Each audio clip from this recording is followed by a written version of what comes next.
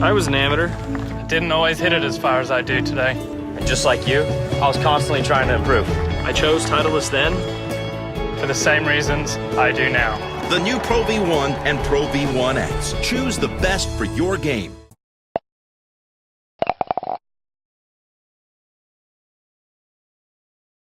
Trevor Herdon, Tournament Director, has come in to tell us about the Marquee pairings. Over to you, Trev. Thank you. Thanks, Kathy. Good morning, everybody. Well, as you can see, you've got them in front of you, but we've given a few opportunities to players that may have missed out on previous opportunities for one reason or another this week.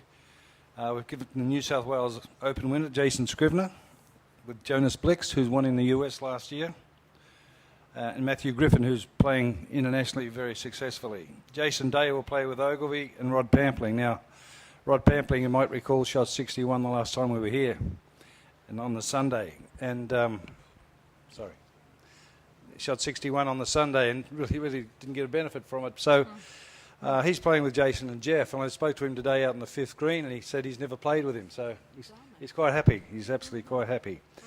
So we've elevated Curtis Luck as well. He's playing with two past champions in Greg Chalmers and Robert Allenby, and Nick Cullen and Richard Green will play with the exciting new Chinese Asian amateur champion, who apparently his club head speed is faster than Dustin Johnson's, which is quite amazing. And if you watched any of that tournament on TV, it's he can really give it a pout.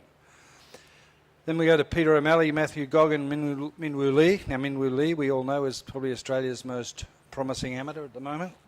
Certainly the world is watching him from...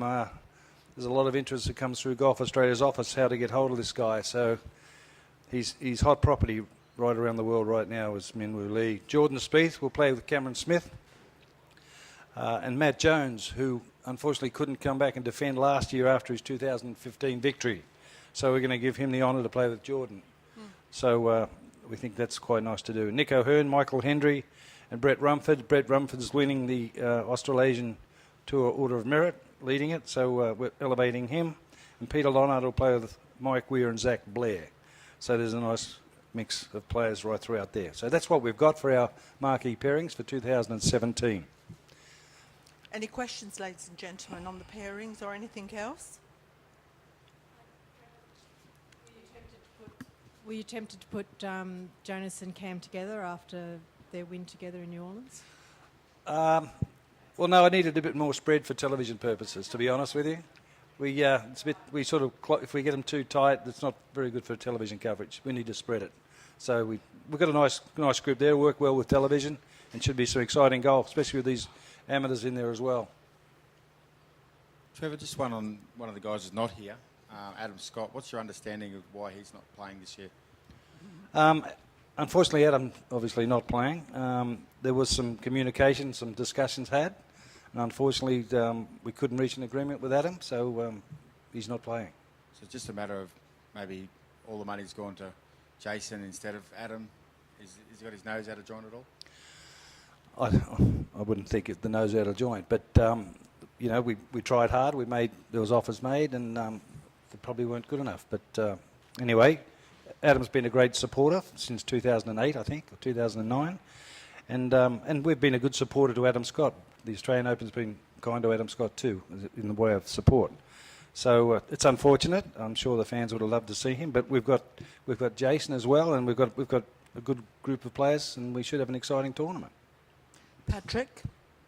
Trevor, doesn't this list of star pairings suggest that it is a very, very weak field for the Australian Open? Well, it's no weaker than it's been the last few years. So it's a weak tournament? No, it's not a weak tournament. It's a strong championship which they all want to win. And as I said, I think I said it last year, and it's the same this year, we go up against 4 other major tournaments around the world in this very week. You know, we've got Hong Kong, we've got Japan, we've got South Africa. It's a difficult week, and everybody clashes at the end of the year when it's out of PGA Tour season, because everybody spreads around the world. So we're quite lucky to have Jason Day and Jordan Spieth, quite frankly. Well, if we're lucky to have them, what you're suggesting is this tournament can never grow because it's competing against tournaments that are stronger than it. Therefore, this is us. This is the best we can do. Well, this which is a shame on Australian golf. Well, no, because next week they'd be clashing as well with Japan and other events around the world. It's the same thing. It's the time of year where everybody clashes down in this part of the world. Yeah, that's what. But so what I'm suggesting to you, if that's the case, Yeah. that's our lot, is to be a secondary tournament. No, well, you can say it like that, Patrick, but we've been in this very week or in this part of the month for the last 30 years. Well, some people might say that, but I'm sure there's a lot that don't consider that. Any more questions? Just following on, Trevor, is there anything that you think could be done to make the tournament more enticing for those competing players? Oh, look, I think there's a lot of people in discussions right now about what we can do and maybe a way forward. It's early days in that regard, but there's certainly discussions happening. So it's not like we're sitting idle, but we're trying to find a way to make it stronger. And as Patrick says, you know, we do suffer because we play this time of the year amongst those other 4 and 5 tournaments. It may be we've got to join somebody else, but at the moment the discussions are just early days. Might join another tour, might just find another way to make it a little bit stronger. Brendan. Trevor, does that include those discussions? Does that include looking at a new date at a different time of year? Well, not necessarily. No.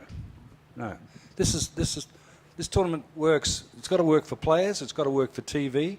It's got to work for corporates, and that's the fact of life with golf tournaments.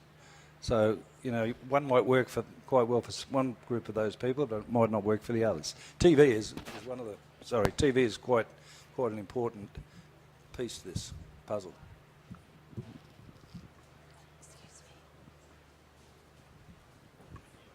Henry? Trevor, we've seen a lot more tournaments in Asia on the PGA Tour sort of this time of year or a few weeks ago now. Yep. What's the likelihood, do you think, of some sort of sanctioning with the PGA Tour in the next, or in the short term, perhaps the next few years? Oh, who knows?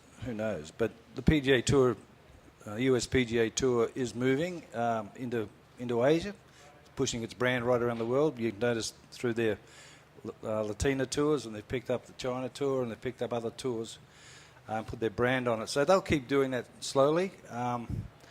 But I think we've just got to be patient and see where they fit. I think they're holding their arms out and they're trying to get as much as they can with one bite, and then they'll consolidate it. I think they're still in that putting their arms out phase, and then when they consolidate, they'll probably consider other options, which might include us.